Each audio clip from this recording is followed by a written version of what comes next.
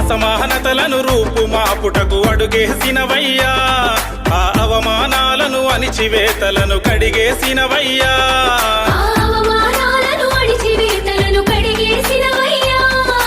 చదువులతోనే రాత మారునని బీజం మీదయ్యా, ఆ చదువుల తల్లి సావిత్రమ్మకు మార్గం మీరయ్యా.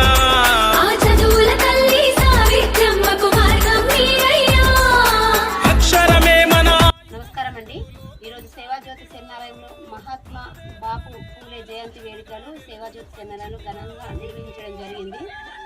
ఆనాడే వారు ఎన్నో దీన దుఃఖిత మహిళలకు, అలాంటి వాళ్ళకు వనవాసి విరవాసి మహిళలకు ఎన్నో సేవా కార్యక్రమాలు, చదువులో వెనుకబడ్డ వారికి చదువు ముందుకు నడిపించి ఎన్నో కార్యక్రమాలు చేశారు.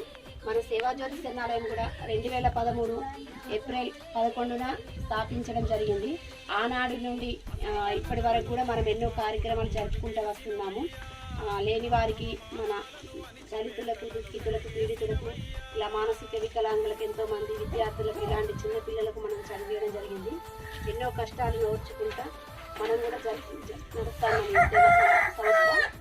అలాగే మనకి ఇంకా సమాజహితం కోరే దాతలు కూడా మనకు కావాలి. ఇలాంటి స్థలంలో కూడా మనం ఇక్కడ ఉండి చేస్తున్నాం. పక్క భవనం లేకుండా ఉండి కూడా మనం సేవా కార్యక్రమాలు నిర్వహిస్తున్నాము.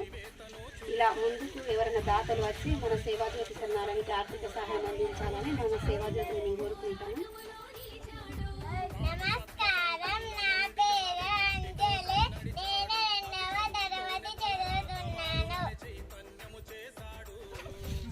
నమస్కారం, నా పేరు శ్రీలక్ష్మి, 5వ తరగతి చదువుతున్నాను.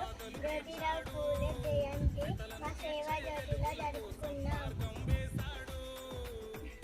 మహాత్మా జ్యోతిరావు పూలేకి జై! మహాత్మా జ్యోతిరావు పూలేకి జై! మహాత్మా జ్యోతిరావు పూలేకి జై! మా జ్యోతిరావు పూలే జనఖ్యాతి వెలుగువే. అసమానతలను రూపుమాపుటకు అడుగేసినవయ్యా, ఆ అవమానాలను అణిచివేతలను కడిగేసినవయ్యా.